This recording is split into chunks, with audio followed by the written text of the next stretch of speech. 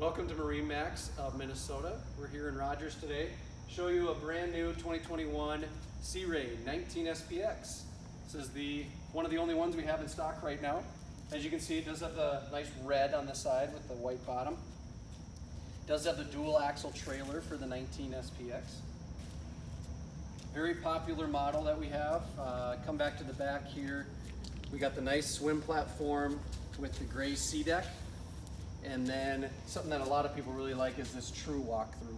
So you can climb either from the dock or on from the ladder and walk right into the boat without having to go over your swim platform or over the pad. So come on to the boat, we'll take a look. All right, well, welcome to the interior of the boat. This has the new gray interior. Nice design for 2021. They did a nice pattern on the side and a couple other areas as well. This boat has standard 4.5 liter Merc 200 horsepower, so plenty of horsepower for this boat. Underneath the seat here is a nice insulated cooler. Put some ice in there, it has a drain. We optioned it with the sea deck flooring, so it is a snap in, snap out. It's nice and soft and it dries off super quickly. We also optioned this with the upgraded stereo system.